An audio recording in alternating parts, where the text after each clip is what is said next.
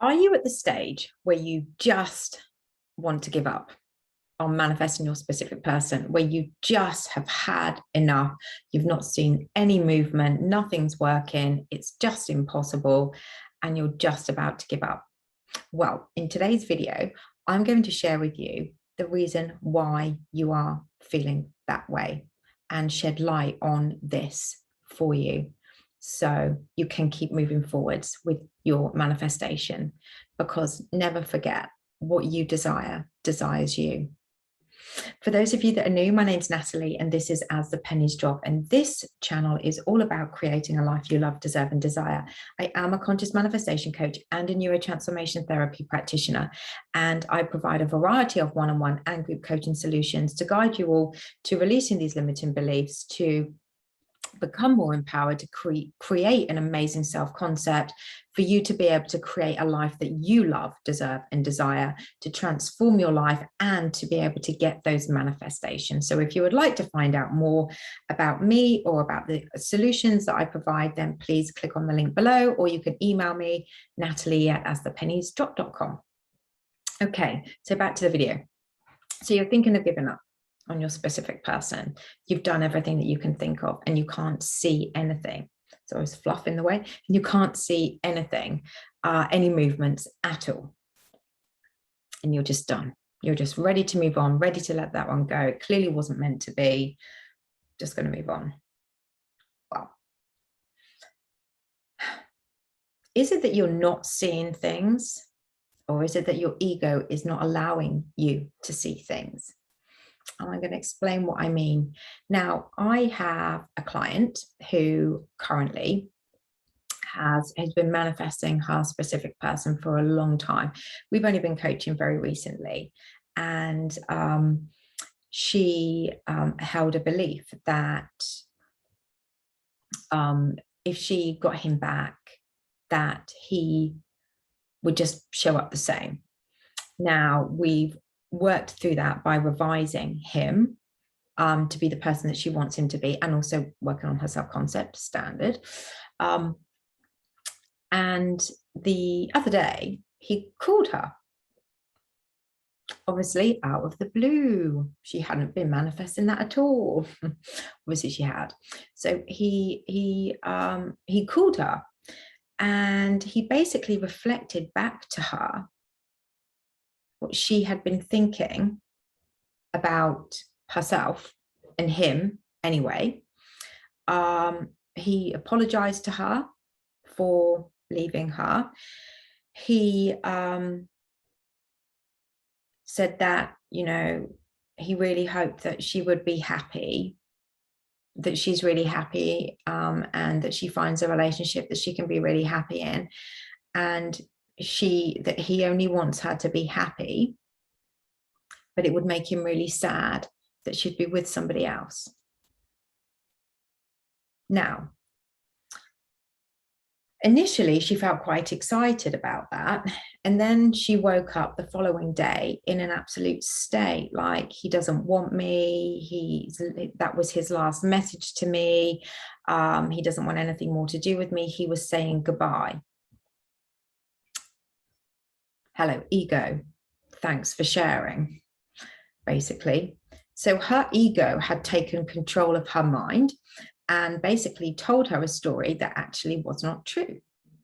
So when we had a conversation, I said, but he was apologizing to you for leaving and hurting you. Okay.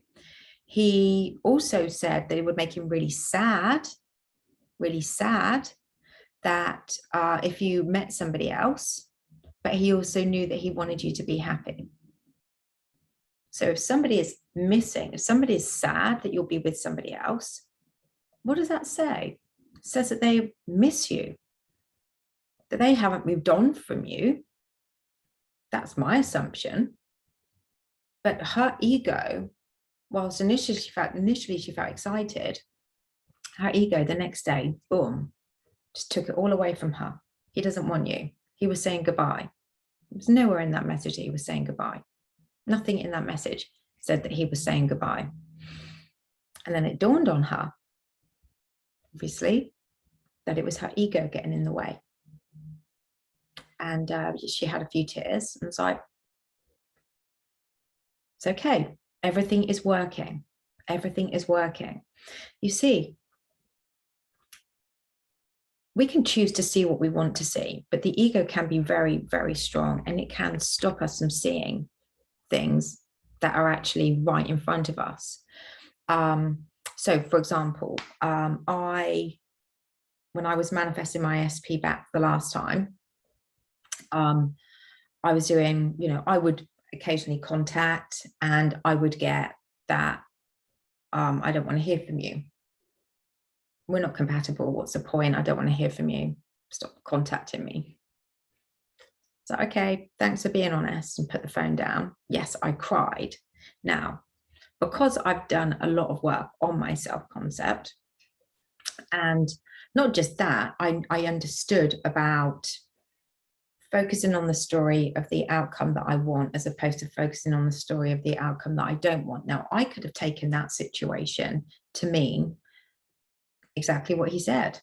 I could have then abandoned it. I could have then gone, okay, that's it. We're done. Move on. Find somebody new.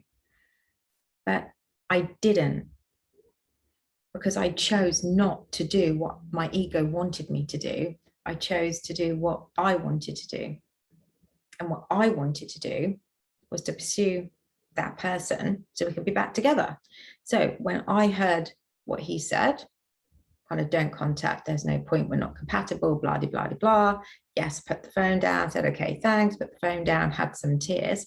I got straight back onto the story of the outcome that I wanted. I was not going to let anything, ego, stop me from seeing what I wanted to see, not what it wanted to show me, but what I wanted to see.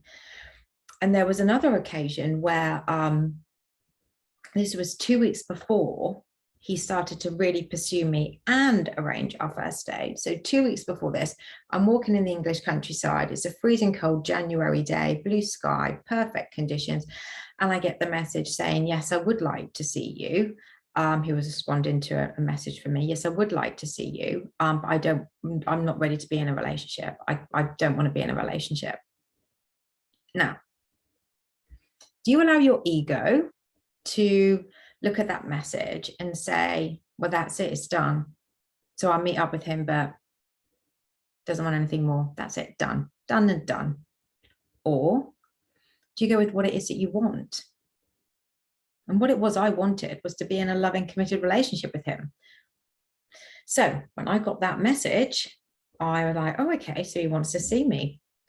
Great. Oh, he doesn't want to be in a loving relationship. I did not see that. Do you know what I did? I turned my phone off. I jumped up and down for joy in the middle of the countryside, saying it's done. I've done it. Because for me, job's a good one. That was it. Done. Done, done, done, done, done. Because I didn't listen to what my ego was showing me. I only focused on what it was that I wanted. And I knew at that point, it was done. We were back together. And we weren't then, but as far as I was concerned, it was a done deal. Because that's how I chose to view that message. And how my client had chosen to view that call that she had from her specific person was initially excitement, but then allowed the ego to take over. Oh, he doesn't want me, da, da, da, da, da, da, da, all of those things. You have a choice. And it is really hard when we can't see what the ego is doing. So just ask yourself, is me thinking this way getting me what I want? Is me giving up based on my ego telling me that I'm wasting my time, it's never going to work, you're not one of those people that's ever going to be a success story? Because if that's what your ego is doing, and that's what you're thinking, that is your ego. It is your ego controlling you rather than you controlling it. And the way you learn to control it is by, does that make me feel good? Is that going to get me what it is that I want? Are there things actually that I can see in my 3D reality that are signs to bringing me closer to my SP that will then get me into that feeling of the wish fulfilled? You know, I would hear music on the radio, our songs. I saw it as a sign. He can't stop thinking about me. I'm all he thinks about. He's coming back to me. You know, yes, even with days I'd have tears, but I saw that as a sign. If I saw his name on a number plate, I would see that as a sign. If I saw something that only us would, that, you know, the two of us would know what it meant, I saw that as a sign. You know, Christmas adverts I saw as a sign, specific ones, you know, certain animals I would see as a sign, certain symbols I would see as a sign. And it's my assumption. But if you place an assumption on something and you harden that into fact, it has to then become true. This is a sign he's coming back. This is a sign it's working. This is a sign it's on its way. Everything I'm doing is working. And these are the signs. So we want to open our eyes a bit more and think about how we are feeling. Is what we're doing to ourselves making us feel good? Is not contacting them making us feel good? You know, are we following our ego and being stubborn and not contacting them, even though they may have reached out to us before? Are we looking at messages negatively? Can we put positive spins on those messages? Can we revise that message for it to be what we want to see? Because the more we revise it, the more it will harden into fact, the more that will be your reality. So the secret to not giving up is don't give in to the ego. Don't give in. Now, I'm sure there are days where you just think, I just can't do this anymore. And when you get that, just take a step back from it. Leave yourself with a loving thought of that person in your mind, and then just take a step back and just crack on with your life. Go and do something fun. Go and do something with your friends. Get outside, move your body, eat healthy foods, watch a film that you really like, read a book that you've always wanted to read, have that bubble bath, do whatever it is. Just, you know, if you're feeling kind of like, oh, I just can't do this anymore, just put it to the side and move on. You know, just put it to the side and move on. And when you're feeling better, you can come back to it. Or just leave it with that loving, kind thought in your mind, because the more you do that about the person, the more that's going to attract that person as well. When we think about them loving and kindly, they're going to show up loving and kindly. So anyway, I wanted to share that just based on a few of my clients' sessions that I've had recently, and also how I no longer look at the ego as holding me back. And, you know, I'm proof as well with my business. You know, the more I focus on the opposite of what my ego was doing to me, living in fear and scarcity and anxiety, and the more I focus on the story of what I wanted, even though I didn't see anything, I kept believing. I just kept pushing through because I knew that was where I wanted to go, and I didn't want to go that way, and I certainly didn't want to stay stuck either.